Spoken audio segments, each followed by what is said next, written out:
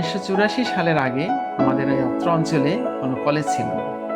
সেই সময় ইদিলপুর মহাবিদ্যালয় নামে এই কলেজটি প্রতিষ্ঠিত হয় বর্তমান সরকারি ইদিলপুর উচ্চ বিদ্যালয়ের ক্যাম্পাসে।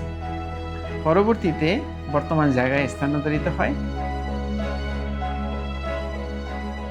কলেজটি তখন আর্থিক দৈন্যতায় পড়ে এবং ছাত্রছাত্রীর সংখ্যা কমতে থাকে, শিক্ষকদের বেতন দেওয়া যাচ্ছিল না।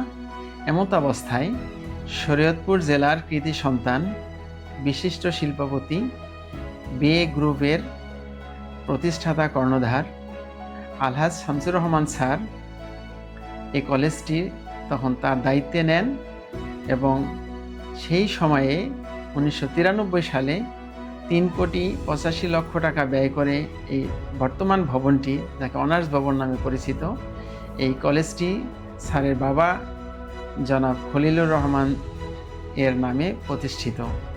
এটি তিনি নিজের অর্থায়নে তৈরি করেন। আমি আল্লাহর কাছে দোয়া করছি, হে আল্লাহ, তুমি যে মহান ব্যক্তির উসিলায় এই কলেজটি এত সুন্দর অবস্থানে পৌঁছেছে, তাকে এবং তার পরিবারকে তুমি জান্নাতুল ফিরদৌস নসিব করো এবং তার পরিবারকে পরবর্তীতে আরও ভালো কাজ করার, ভালো কাজে অংশগ্রহণ করার তৌফিক দান করো।